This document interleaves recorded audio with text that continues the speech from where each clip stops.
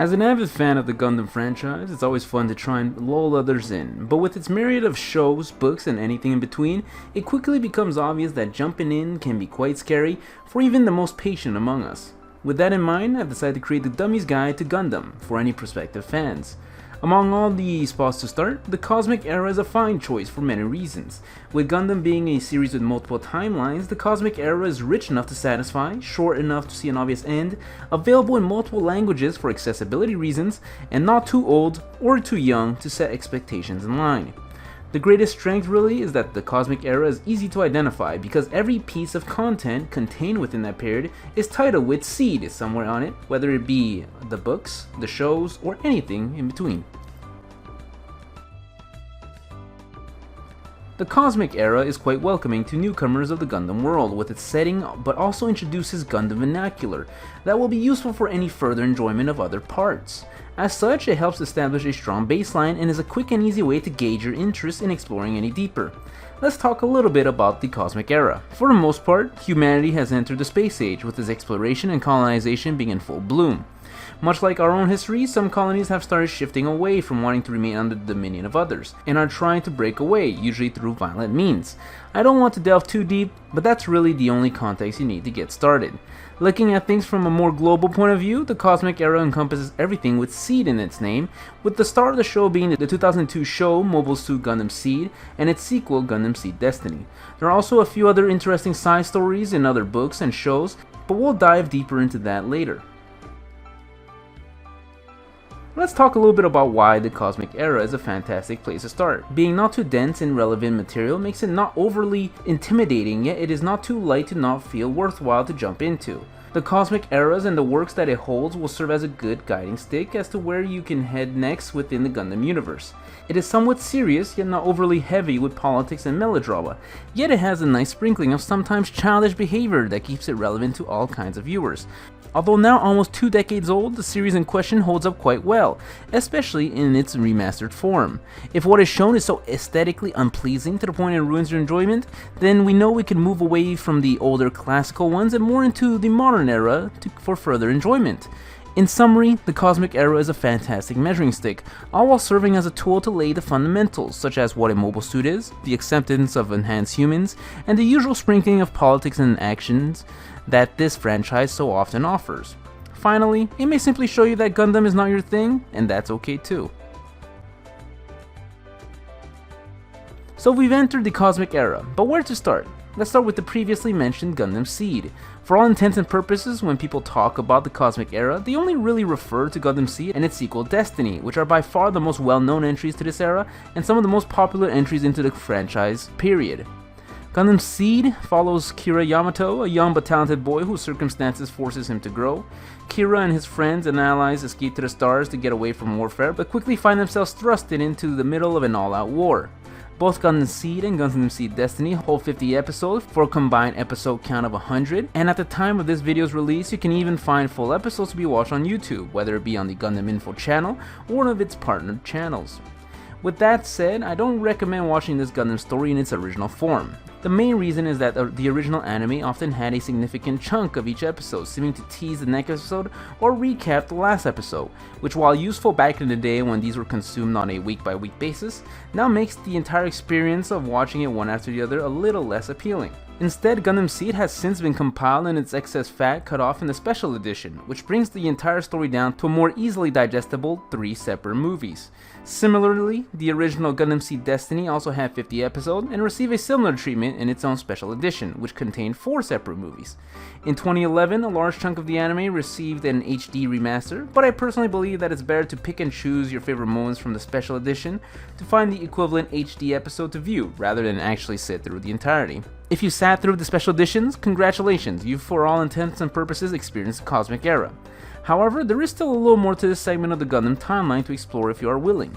In terms of other things you can sit down and watch, we have the 3 episodes, less than an hour, Gundam Seed Cosmic Era 73, Stargazer, which takes place roughly at the same time as Gundam Seed Destiny. It is without a doubt not required reading and falls within side story material, but I do believe it is a decent watch, at least visually. The Stargazer Gundam's model particularly remains one of my favorite designs, so there is some bias there. Let's talk about the elephant in the room. Apart from the anime, there are also a set of mangas that fall within this period. A chunk of these mangas are either anime adaptations or recaps of the anime, and as such, really isn't worth your time. The other few compose the Gundam Seed Astray series, which give extra flavor to the world, showing us little side stories on a more grounded level. These are really hit or miss. If the anime did capture your attention, they may be worth a look, but don't force yourself, but it is a self-contained story, which is nice. Again, some may suggest other places to start, but the Cosmic Era feels to me like a perfect spot. Gundam Seed and the sequel Destiny offer a taste of everything that the Gundam franchise has to offer. For those who've had a taste and want to explore a little more, come back next time, where we'll visit the era that started it all, the Universal Century. Thanks for watching.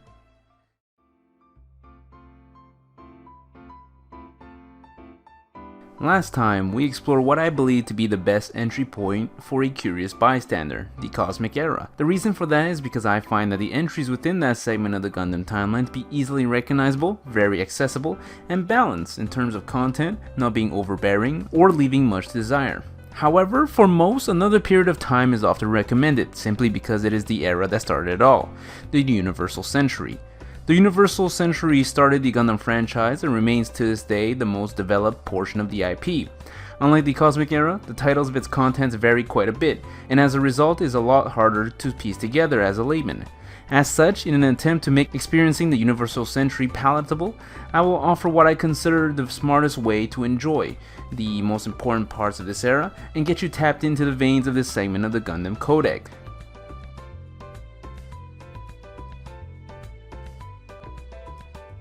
If you follow the recommendations given by this Dummies Guide series properly so far, you should be visiting the Universal Century with the experience of the Cosmic Era in your repertoire. It is with that in mind that I want to reiterate that the purpose of this series is not to make you the guru of Gundam, and really should be treated as titled, a Dummies Guide. What I will suggest will probably be poo-pooed by hardcore fans who often do not recognize the difficulty of getting into such a monumental universe like Gundam.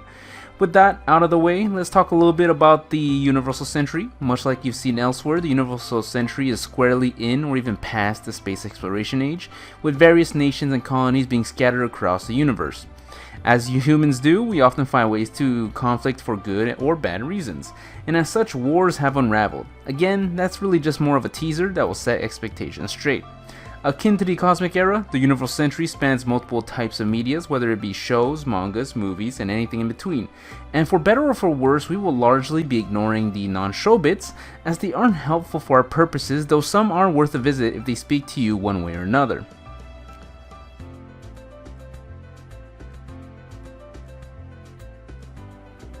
Although you can definitely find a link between series from one to the other, because of the way the Gundam shows are laid out, it's actually somewhat hard to find a through line that connects everything together. Combine that with the fact that there is a lot of excess fat in terms of adaptations, side stories, and spin-offs, one can easily get overwhelmed. I will present to you a watch order that is the most succinct possible, all while being able to tell a coherent, continuous story. My watch order will not actually contain every piece of Gundam media set within this era, because I believe that a number of them are actually not worth your time, believe it or not. Starting off, we have the appropriately named Mobile Suit Gundam The Origin, which is composed of 6 roughly hour-long episodes which sets the scene up for everything that follows, establishing important characters that will become household names before long, and most importantly actually gives a different perspective to a complicated world. It may also be useful to think of this series as the tale of Char. What the Origin series is setting up for is actually the original 1980s Mobile Suit Gundam. I wouldn't actually recommend watching the series as it was originally released. Instead, 3 compilation movies have since been released as a trilogy, which will provide you with the experience that any fan would recommend. This series laid the foundations of all future Gundam series, and even a newer fan with only the Cosmic Era as reference will be able to find points of commonality. This series in particular will introduce you to Amuro Ray, the template upon which every other future MC is based off of in one way or another. Additionally, you will meet the most iconic Gundam model in existence, the RX-72. While for the most part the original Mobile Suit Gundam series tells a singular story, the next suggested watch adds additional flavor to this period of strife and conflict. Mobile Suit Gundam, the 8th Mobile Suit Team, Miller's Report, adds details to what is actually happening to the rest of the populace apart from our main cast during the events of the Mobile Suit Gundam story. While it isn't a necessary watch, this 50-ish minute enjoyment goes far into adding weight to this period of time, and I think it is worth it. For what comes next, some may suggest watching the MS Igloo series, which much like Miller's Report serves to add flavor as it tells more side stories during this time period, but I would actually personally suggest glossing over it. Another side story series is Gundam Year 80, War in the Pocket, which much like the last two are not required watching, but I think this one is actually one of the best Gundam stories period, especially considering its small package. The totality of this is only about 6 episodes, and I cannot recommend this enough. Following up on side stories worth your consideration are the 2 Gundam Thunderbolt compilation films, which is more in line for those who want visual excitement and action.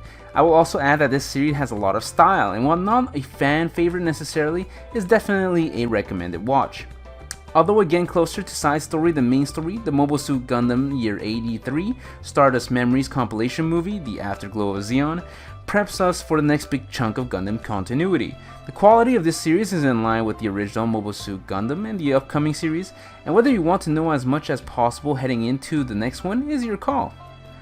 The next significant step forward in the Universal Century is with Mobile Suit Zeta Gundam, which takes place a little less than a decade after the events of the original series. I have a lot of love for Zeta, as it feels like the creators took all the good that the original series had and compounded on it, while tackling the flaws that it had in creative manners.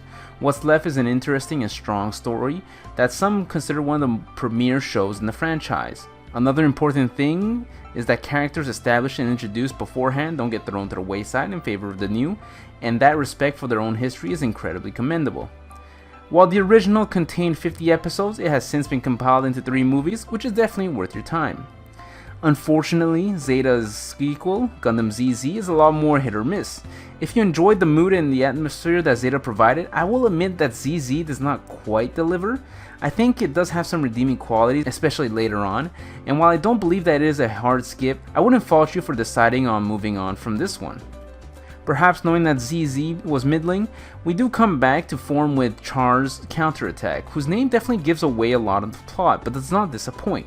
Char's Counterattack serves as a bombastic way to cap an end to the Amuro Char storyline, and is definitely a must-watch.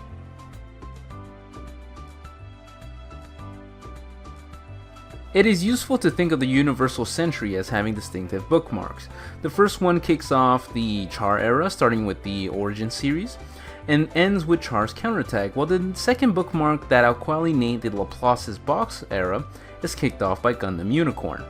Set around 3 years after the events of Char's Counterattack, Gundam Unicorn answers the question of what happens after. While not the pinnacle of Gundam, the Unicorn series is still a very strong entry and actually has 2 recommendable ways of enjoying. You can watch the more compact 7-episode 2010 OVA series, or the remastered 22-episode 2016 anime series, which contains more added scenes, somewhat better polish, and some new musical performances. As Gundam Unicorn does a lot to introduce this second win for the Universal Century, its story is kind of basic, but the spectacle does make up for it.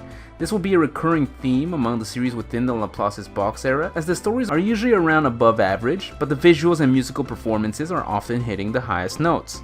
After Unicorn, we have the Twilight Axis series, which is best enjoyed through the compiled quote-unquote movie, which itself is only about 25 minutes long, named Red Trace. This expands a little bit more as to how things are going since the events of Gundam Unicorn, and while again not required, is so short that it's probably worth your time.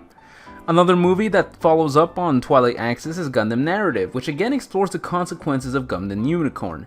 This movie is less than 90 minutes, and while not the best, is still worth a watch.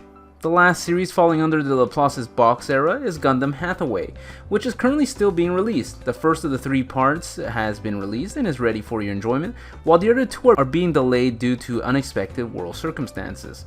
While not too much can be said about the series as a whole, the plot so far shows much promise, and you can join the rest of the Gundam fandom in waiting for its release.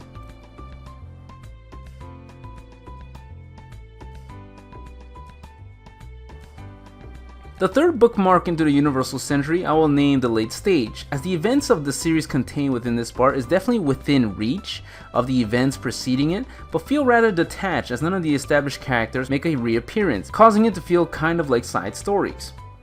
The first of the two entries is Gundam F91, which shows us that the more things change, the more things stay the same, as we continue to be plagued with intergalactic conflicts. It's not a particularly hard watch, as it is just one movie, but the issue is that it feels kind of average while also not being necessary, as it doesn't have any connecting threads between any other series, including the next one. I wouldn't recommend watching this unless you have around 2 hours to kill. The last notable entry is Mobile Suit Victory Gundam, which is set almost half a century from the events of Gundam Unicorn, so there's not much in terms of through line there. However, I do think that unlike F91, this is actually worth a watch. It has some darker tones and engaging plot lines that keep the show rather entertaining. At the very least, you should watch the series because its intro song is annoyingly catchy. Before we do anything else, let's recap the suggested watch order. We start out with the Origin series, then the original Mobile Suit Gundam compilation movies, followed by Miller's Report, Year 80, War in the Pocket, the Gundam Thunderbolt compilation films, and Year 83, the Stardust Memories compilation movie Afterglow of Zeon.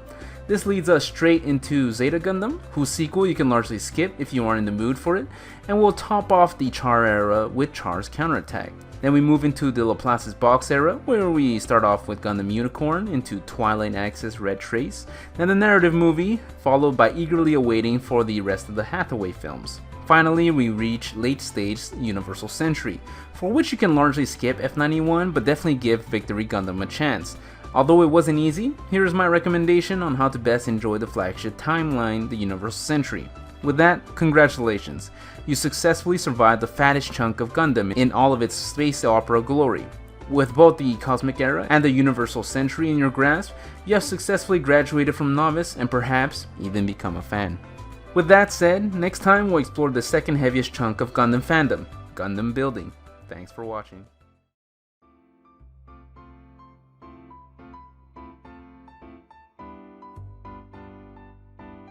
While I did say that the Universal Century is the fattest chunk of the Gundam IP, it's not actually the deepest Gundam related rabbit hole you can fall into. Pound for pound, the widest and most in-depth portion of the Gundam IP has got to be the Gundam plastic models, or Gunpla for short. First released in the 1980s, this fun little activity has since spread around the world and can be found in toy and hobby stores in most cities. Known for its detailed and clever designs, Gunpla has sold nearly 750 million units, and to this day, new assembly kits are made, improving and reiterating on itself. Today, I'll give you the dummy's guide to the Gundam building, which, much like the previous parts of this overall series, we won't be looking at each and every part of Gundam building, and instead focus on the main points to build a baseline of understanding. There are bigger and better channels out there that you can burn the midnight oil that goes more in depth with specific Gunpla models, tools of the trade, and everything in between. Like most products, to be able to enjoy them, you must first start by purchasing them. Buying a Gunpla model is much like buying a good book. We judge the product by looking at the front and back. However, while to an experienced buyer and builder, everything seems crystal clear, to a first-time buyer, you'll find that it says a lot while also not saying anything. Let's pull up an example Gunpla box as an example. If you properly follow the dummy's guide so far, you probably recognize the specific Gundam, as it is the Destiny Gundam from Gundam Seed Destiny. Let's take a look at some of the elements on the box to tell us what kind of information we can gather. First off, we have the name. All boxes will have the name of the specific mobile suit that the final assembly will create. Next, we can find the Gundam Seed Destiny logo. Oftentimes, if the mobile suit in question has made an appearance in some other form of media, you'll find a corresponding notation or logo referencing that appearance. As expected, the Destiny Gundam made its appearance in Gundam Seed Destiny. The final and most important thing to look out for is its grading, whose mark you can find usually in big capitalized letters, and sometimes again in smaller writing, with numbers behind it. As you can see on our example box, this one is HG, or high grade, and it's 1 to 144. We'll dive deeper into that a little bit later, but all you need to know is that the larger that number is, or the smaller the number after the 1 is, the larger the final product will be, and the more complex the entire construction process will take. Finally, the last thing we should take a look at is the art itself. Although the end product will probably not have the particles and explosions around it, the equipment that the mobile suit holds is usually there for a reason. In this example, we see the Gundam holding a blaster and a few other accessories that are a little more hidden. For the most part, if you see the blaster, you can almost guarantee that there will be a blaster piece that you can use to accessorize your model with. Although for some it may look like excess pieces, for avid collectors and builders, more pieces is always better than less pieces. With that quick rundown, let's quickly take a look at another box just to get accustomed to it. Let's pull up a different box as an example. So here is a new one, and what can we quickly find? The name is written in big and reveals this to be the Buster Gundam. Now, where have we seen this model before? Why, there it is, the Gundam Seed. This time it's a little more subtle, not having the entire logo, but it's there. Then we see MG, or Master Grade. We'll come back to what that means a little bit later. We see on the art that the Gundam is holding its trademark Super Soaker, so we can expect that piece to be in the box. So look closely, as mistaking these details can make a long afternoon quickly become a month-long endeavor.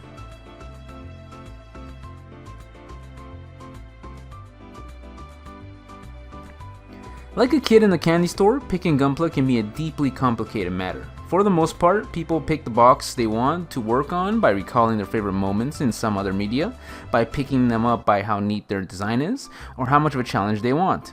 Let's talk quickly about the first two. Remember that not every Gundam kid has to derive from a show. If you recall the Gundam Seed Destiny Astray manga, you'll find that you can find that flagship Astray model too if you're a fan of those books. On the other hand, you can really pick something strictly for how neat it looks. For example, I really like the F91's look, even if I overall didn't care for the F91 movie. We've danced around it for a bit, but let's talk a bit about the grades. So far we've seen HG and MG, or high grade and master grade, but what does that really mean? Well, for the most part, Gundam comes in about 6 to 7 different grades, which on average dictate on how large, how difficult, and how expensive the product is.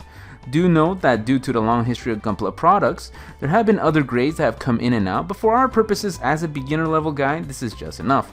Starting off, we have SD, or Super Deform, which are essentially the Funko Pops of Gunpla models. The size of these vary quite a bit, as they can be almost keychain size to a hefty chunk of plastic. You can recognize these as the head of the model is often much larger proportionally to the rest of the body, much like Funko Pops. Next, we find what most would consider the baseline of Gunpla models, HG, or high grade, usually scaled at a 1 to 144 ratio. This is the most straightforward and most representative of Gunpla building. They often come with a good series of accessories that the model in question is known to carry around, and even comes with decals to give additional detail to your creation. In terms of most popular grade of model, if HG is side A, then side B is definitely RG, or real grade.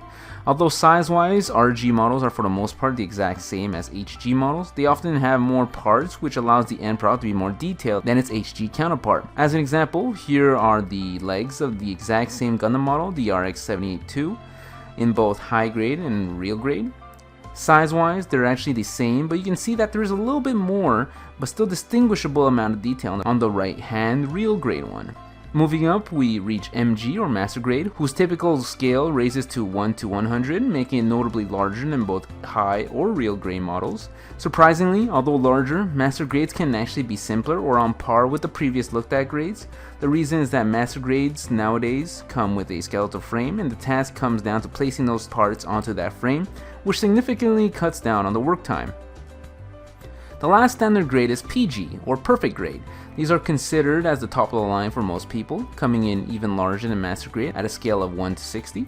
These are intended for those who had some building experience already. In the attempt to make it as detailed as possible, these sometimes move away from the typical philosophy of clippers only, including metal bits or even special lighting features, such as in the case of the Gundam Unicorn, to recreate the glowing veins. The last one I want to talk about is MSM, or Mega Size model, which are the largest product available for most people, and they come at a 1 to 48 scale. That said, to get to that size, they often sacrifice detailing, so you can kind of imagine this as an upsize. So to recap, size-wise, from smallest to largest, we have SD, HG, RG, MG, PG, and MSN. Detailing and amount of work-wise, from easiest to hardest, we have, and this is more debatable, it varies from box to box and on whether you have fat fingers like me or not, SD, HG, RG, MG, MSM, and PG.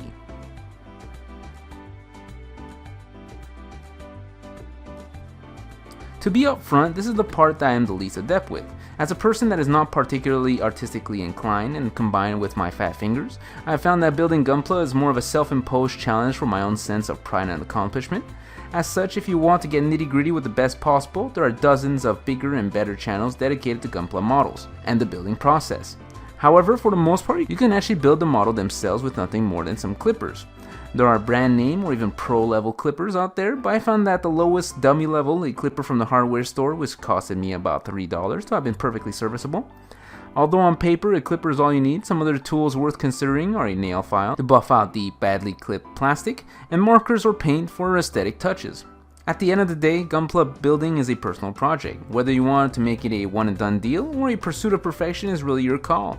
But if you are a fan of other model and figure making like Warhammer, D&D, or even Lego, then Gunpla may just be another avenue of addiction.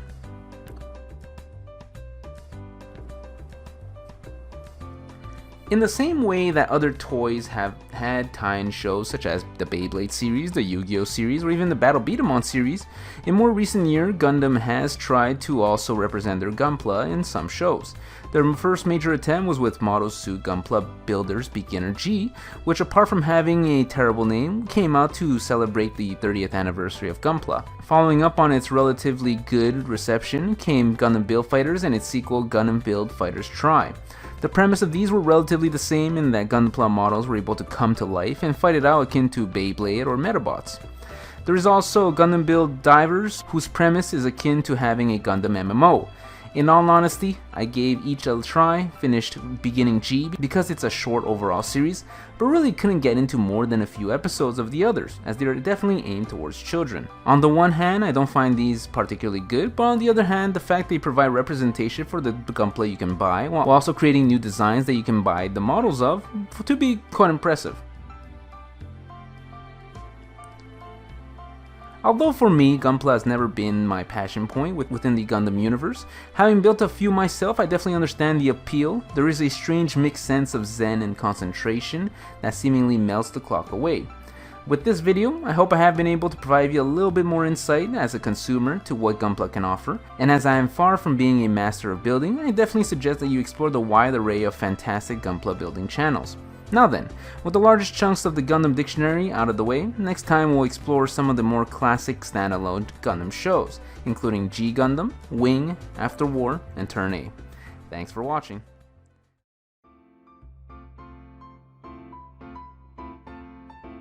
Although the Universal Century and the Cosmic Era are decidedly the most fleshed out timelines within the Gundam universe, there exists still a myriad of other kernels of entertainment that are worth exploring.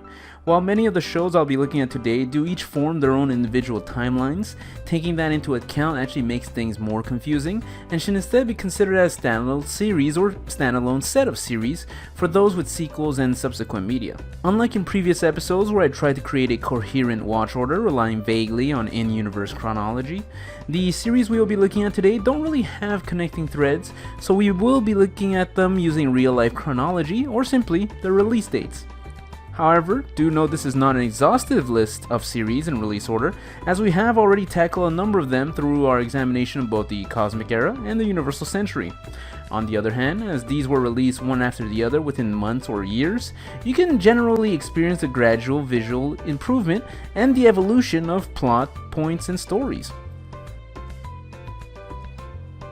On average, the flagship Gundam shows are typically rather dense with some combination of politics, drama, and military maneuvers. G Gundam tried to deviate from that formula. With a tournament as a premise, G Gundam was much more dedicated to the action and fights, and to do so it often leans on the goofy. To this day, G Gundam has some of the most infamous designs for mobile suits that the fandom loves to hate or hates to love. G Gundam does not try to be highbrow in any manner.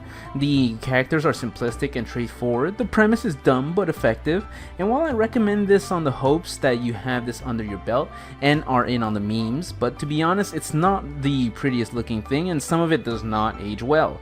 A fine choice if you have nothing else planned to sit through a single 49 episode season, but not something to go out of the way for. We can argue whether or not G Gundam went too far, but Gundam Wing definitely feels like a return to the status quo. Although not the default Gundam series during my childhood, as I was a seed kid, Gundam Wing is well known as being the first Gundam series to be aired on television in the US. In fact, many of the first wave of Western Gundam fans have Gundam Wing to thank, as prior to its appearance on the small screen, Gundam was something you had to go out of your way to find.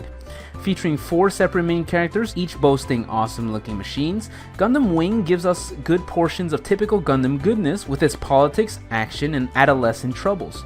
Although G Gundam's mobile suit designs are often remembered for the wrong reasons, Gundam Wing's mobile suits, primarily of our main 4 and our villain, are fondly remembered. A solid series overall and a good starting spot for prospective Gundam fans in general. Gundam Wing is definitely one of those series that you wish would get a remaster, much like Seed had.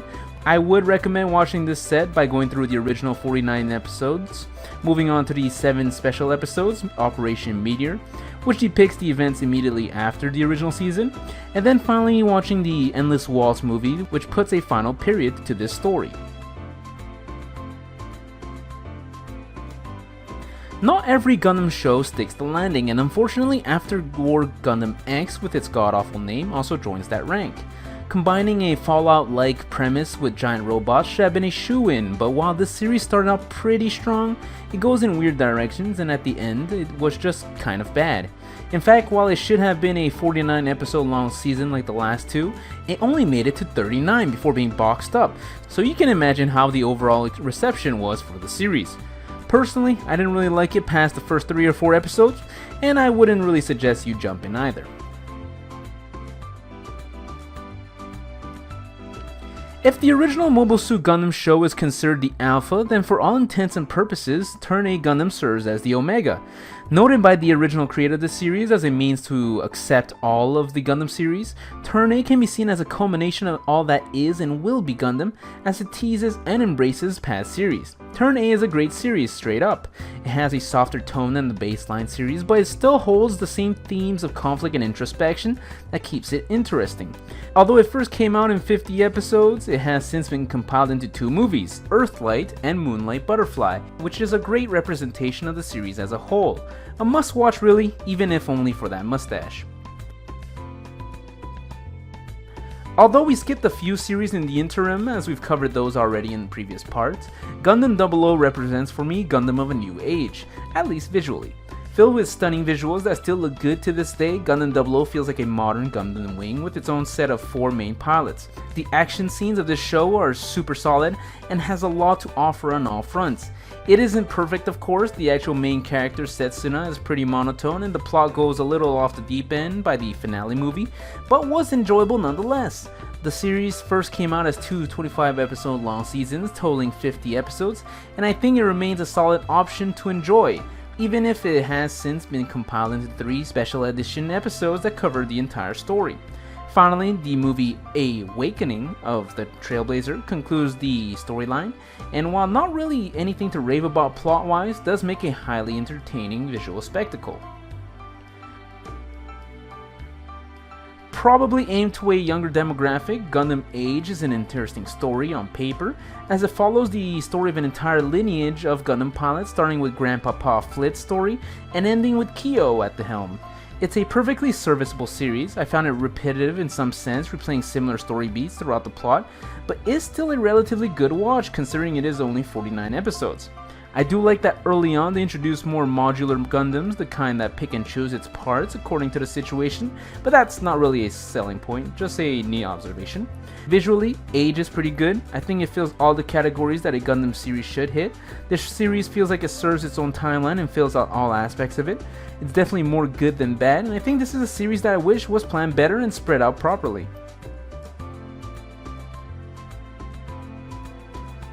Gundam shows can have very bad names, and this is definitely another one of those. Gundam Reconquista in G, or G Rico, was released in honor of Gundam's 35th anniversary, and that's about all it's worth considering for. The story itself is convoluted, the characters are cookie cutter, and the spectacle is on par but doesn't impress for the most part.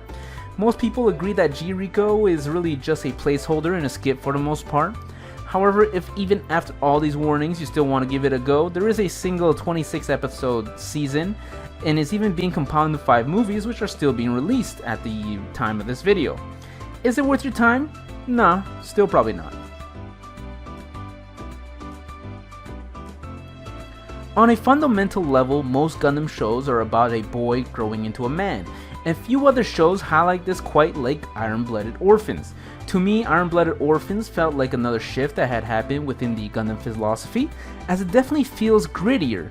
Even though past series also tackled difficult themes like death and conflict, a lot of the time there was this feeling that all things would work out. IBO isn't a perfect series in any sense of the word, but its highlights remain some of my favorite across all Gundam titles. The fights within this series feel like some of the most visceral and satisfying, so a big thumbs up from me. The cast of characters within Iron-Blooded Orphans, although individually average, together form a highly likable family, and the ending remains one of the most memorable within any piece of Gundam media. The series has 2 separate 25-episode seasons totaling 50 episodes, and I highly recommend giving this one a look. With all things said, Gundam has had its ups and downs, and at least for me, there are more ups than downs. The ones who feel like must-watch are Wing, Turn A, Double O, and Iron-Blooded Orphans.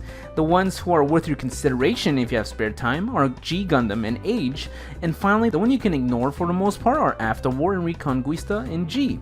For New Age prospective fans, definitely give Double O and Iron-Blooded Orphans a chance, as they are also wonderful ways to get into the series if you just want a taste of what Gundam has to offer in a very polished package. With this last part, we covered just about everything that I think a Dummies guide should cover, and while other unexplored bits and pieces still exist like the various mangas or games, none of them really add too much to the soup without tainting it. I hope this has been an enjoyable series of videos for you dummies out there, and I hope you'll come back for what we have to offer next.